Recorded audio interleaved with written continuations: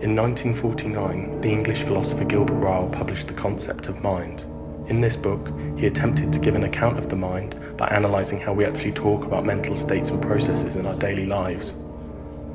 By understanding the way we use concepts such as imagination, emotion, and sensation, Ryle thought that we could overcome the confusions and mistakes often made in philosophy.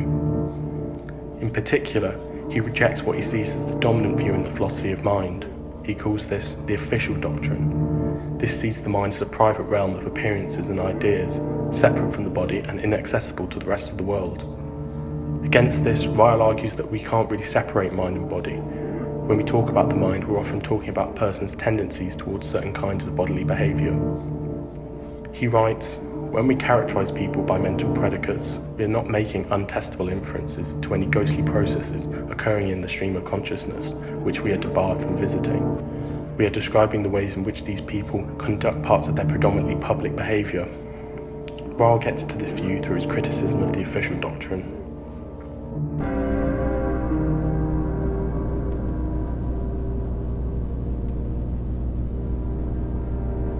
The idea of the official doctrine is that there are basically two kinds of things, minds and physical objects. It says that everybody has both a body and a mind. Bodies are in space and follow physical laws. Minds aren't in space and don't follow physical laws. Bodies are publicly observable, minds aren't publicly observable. A person has direct access to at least some of the activities of their own mind, while a person has only indirect access to other minds. So, for example, imagine someone wincing in pain. According to the official doctrine, there is a private mental event of pain occurring in that person's mind. This causes their behaviour, the wince, which other people use to infer that this painful mental event is happening. Ryle also called the official doctrine the dogma of the ghost in the machine. This is because it sees the mind as something hidden, influencing the body from behind the scenes. Ryle's fundamental disagreement with the official doctrine is that it doesn't really fit with how we actually understand and interact with minds in everyday life, whether our own minds or those of others. According to the official doctrine, the minds of others are completely inaccessible. Every time I make a claim about someone else's mind, I have no way of confirming for sure whether or not this claim is true. The minds of others are these mysterious entities which may or may not actually exist. And yet, we make claims about others' minds every day. We can do this easily and with a high degree of accuracy. When we see someone wincing in pain, we don't go through a complex process of inferring from their behaviour to some hidden inner event. We directly observe them to be in pain. This is what leads Ryle to the thought that what our mental language mostly refers to are the gestures, capacities and dispositions of the body. I say mostly because Ryle does allow for some private mental events, such as silent thought or dreams. Also, Ryle isn't advocating any sort of reductive physicalism. While he thinks that a lot of our mental language does refer to physical action, he doesn't think that our claims about the mind can just be translated into scientific claims about the body. Anyway, let's look at another example to demonstrate Ryle's view.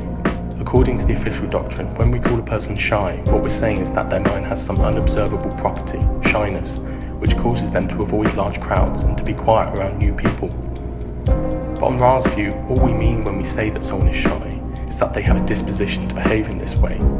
We don't have to assert any hidden mental event to understand our ordinary use of the concept of shyness.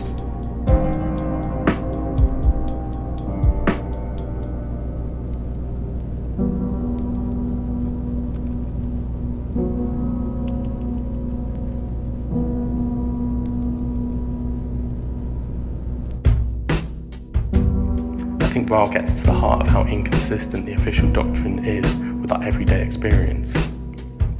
So look at one more example. Imagine someone jumps out at you and you throw your arms up in surprise. We just don't experience this as two separate events. First, the mental feeling of surprise, which then causes our physical movement. The feeling and the movement are not really separable. It seems more true to our experience to say that we threw our arms up in surprise than it is to say that we threw our arms up as the result of our surprise. Bodily movement is just part of the mental event. An important part of Ryle's argument is his idea that the official doctrine makes a category mistake.